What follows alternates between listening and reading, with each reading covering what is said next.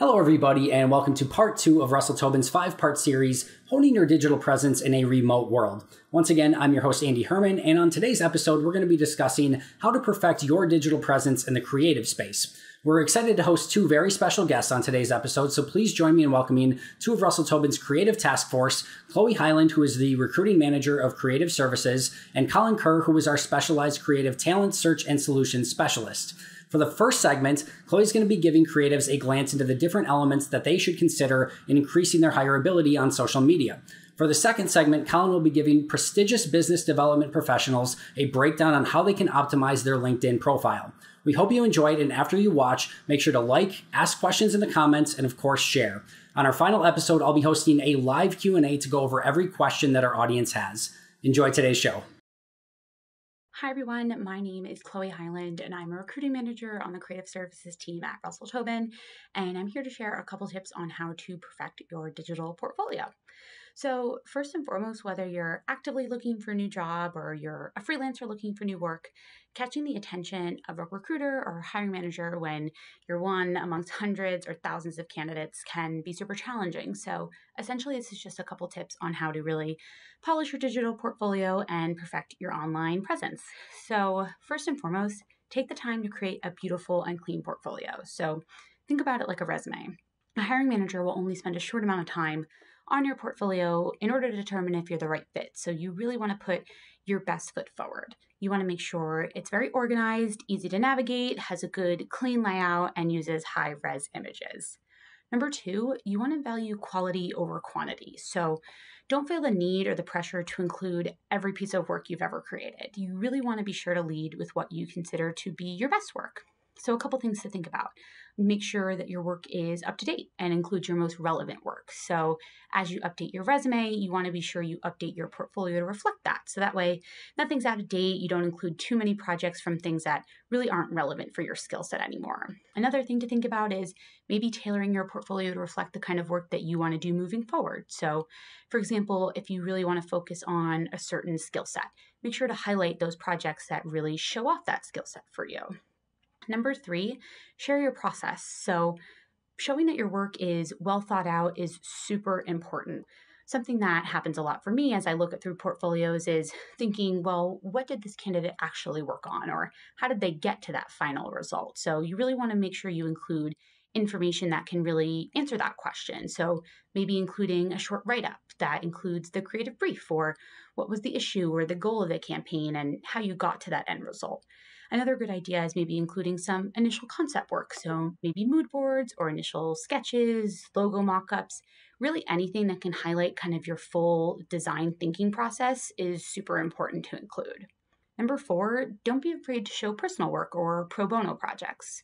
Whether it's a passion project you've been working on or a campaign you and some friends put together, don't be afraid to include projects that don't necessarily fit within your 9-to-5, but kind of show what you do in your spare time. It's exciting to kind of see what a candidate is passionate about outside of their day job, so don't be afraid to include some work that kind of shows that off.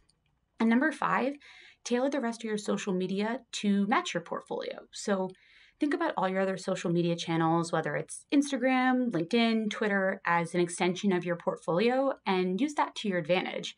Whether it's, including that personal projects or things you like to do in your spare time, like animation or typography, and put them on your Instagram to kind of show off that skill set.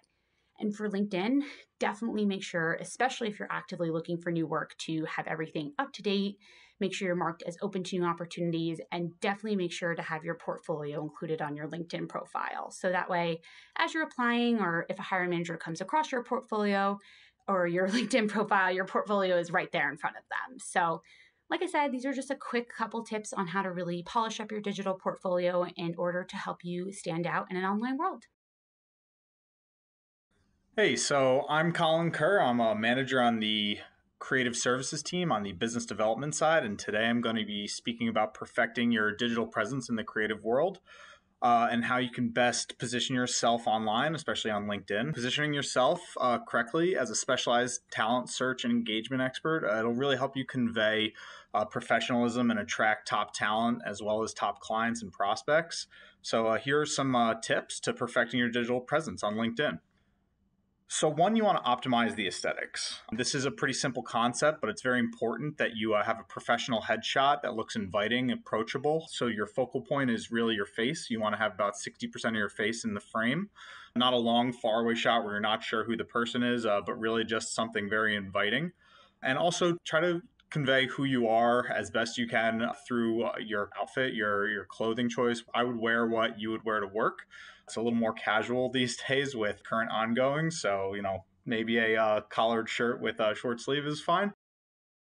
Background photos are also really helpful. They they let you stand out from the crowd, and they grab people's attention and set a context to who you are and what you represent. If nothing else, it's going to help you stand out because a lot of people will not utilize this feature. So you want to really make sure you utilize the full aesthetic profile example to your full advantage.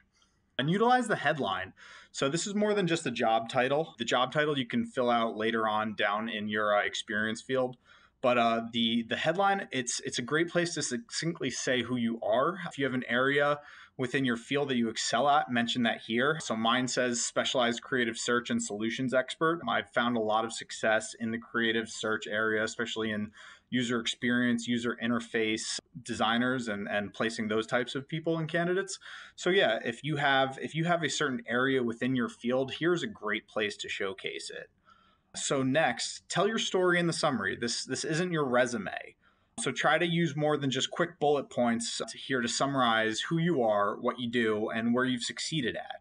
Your summary should help identify you as a seasoned consultant to prospective buyers. So someone who should be able to read this summary, a brief story of who you are, and say, okay, I understand that this person is an expert in this field and will be knowledgeable and help me in a consultative effort to help me find what I'm looking for, to connect buyers and sellers, essentially. Next up is growing your network. Your message is only as good as the people who are receiving it. If you have 10 people in your network, those are the only people who are really going to be seeing things. So you want to spend a lot of quality time on LinkedIn and other social channels, really participating and providing feedback, into the conversations that are happening on your feed. And by doing that, you can grow your network by following or just connecting with as many people and potential buyers as you can find. So if your network is made up primarily of former colleagues or people who are out of scope of what you're selling, then you're probably not going to find a lot of success selling. Spend time following and connecting with prospective buyers. That's really the best thing I can say as far as growing a successful and helpful network can go. So lastly here, share content that's relevant to your field to really game the LinkedIn algorithm. This is very important because LinkedIn operates on a reward system. So the more you put into LinkedIn, the more you'll get out of it. So that's to say, if you're just spending your time scrolling through LinkedIn, not engaging and just kind of passively consuming, you're not going to get the most out of LinkedIn. And LinkedIn's also going to see that you are not contributing to their network and adding to the collective experience that people are just sharing and creating and networking, which is the primary purpose of LinkedIn.